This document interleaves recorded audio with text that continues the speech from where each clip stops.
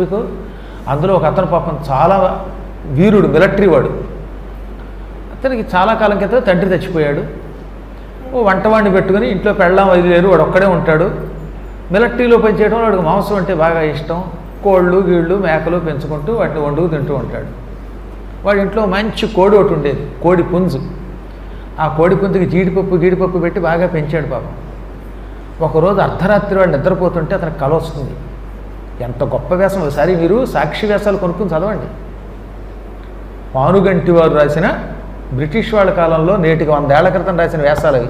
ఆ వ్యాసములకు సాక్షి వ్యాసములు అని పేరు అన్నమాట. చాలా గొప్ప వ్యాసాలు. అందులో ఇది ఒక కథ, ఇది నిజం, పురాణ కథ. ఆయనేమో అసత్యం రాయలే. ఓ రోజు అర్ధరాత్రి 12ంటికి అతనికి ఒక కల వచ్చింది. ఆ కల్లో అతను పెంచుకుంటున్న కోడి కనపడింది. ఆ కోడి చూస్తుండగా మాయమైపోయి వాడు నాన్నగా మారిపోతుంది. వాడు నాన్నగారు కల్లోకి వచ్చారు. నాయన, నువ్వు పుట్టినప్పటి నుంచి నేను నిన్ను ఎంత ప్రేమగా పెంచానురా, నీకింత దెబ్బ తగిలితే తట్టుకోలేకపోయేవాడిని. మీ అమ్మ తొందరగా చచ్చిపోతే అమ్మ లేని లోటు తెలియకుండా పెంచాను, రెండో పెళ్లి కూడా చేసుకోలేదు. నీకు 30 ఏళ్ళు వచ్చేదాకా నిన్ను పెంచాను, ఆస్తి ఇచ్చాను, నువ్వు మిలిటరీలో చేరతానంటే సైన్యంలో చేరనిచ్చాను, నిన్ను ఎన్నో రకాలుగా సాకాను.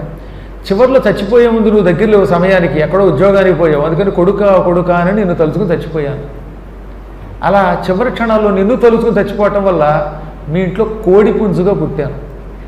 నన్ను నువ్వు ఎంతో ప్రేమగా జీడిపప్పులు అవి పెట్టి పెంచావు. రోజు నిన్ను చూసుకుని కొక్కరోకో అంటున్నప్పుడల్లా కొడుకా అని పిలిచాను, అది నీకు అర్థం కాలేదు. కొక్కరోకో అనుకున్నావు.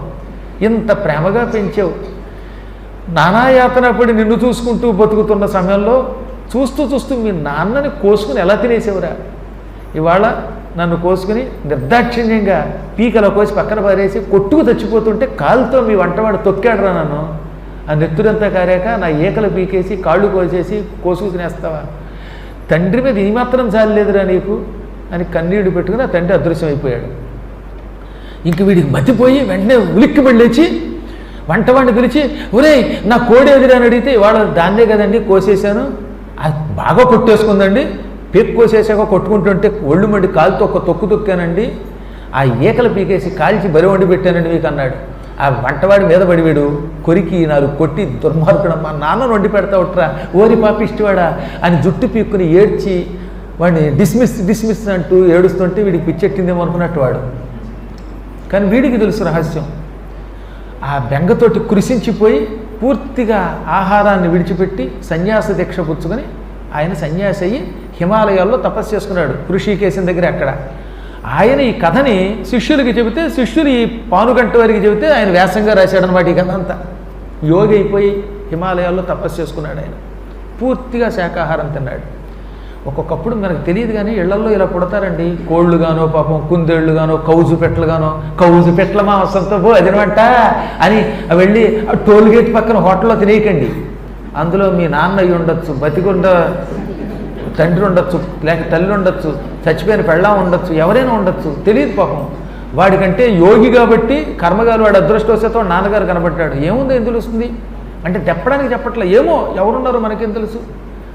కాబట్టి కనపడిన వాటిని పీక్కు తినకూడదు. మన పూర్వజన్మ రహస్యాలు తెలిస్తే చాలా ఇబ్బంది. అందుకనే భగవంతుడు మనకి పుట్టగానే మన పూర్వజన్మ జ్ఞానం పోయేలా చేస్తాడనమాట. పూర్వజన్మ స్మృతి పోతుంది కనుక మనకి ఏమీ తెలియదు అనమాట. కానీ ఒక్కొక్కప్పుడు బాగా తీవ్రమైన ఉపాసన చేస్తే, అమ్మవారిని భక్తితో తలుచుకుంటే, అప్పుడు మాత్రం మనకి మనం ఎవరు, మన ఎదురుగుండా ఉన్నవాళ్ళు ఎవరు, ఇవి తెలుస్తాయి. అది తెలిసినప్పుడే కొంచెం జాగ్రత్తగా ఉండాలి. ఇందులో కొంతమంది నాకు బాగా దగ్గరకు రాగలుగుతారు సరే. ఈ దగ్గరికి వచ్చిన వాళ్ళు ఎందుకు రాగలిగారు?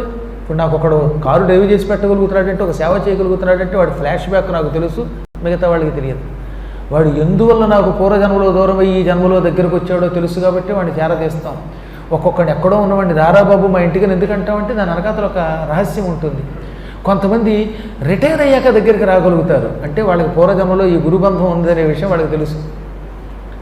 ఇది దృష్టిలో పెట్టుకొని భక్తితో అమ్మవారి సహస్రనామం ధ్యానం చేయండి. లలితా సహస్రనామం మామూలు సహస్రనామం కాదు.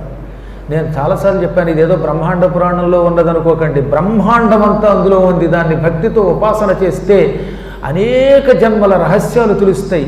మనం భవిష్యత్తులో ఏమవుతున్నామో కూడా తెలుస్తుంది. అప్పుడు మన జీవితాన్ని ఎలా దిద్దుకోవాలో తెలుస్తుంది.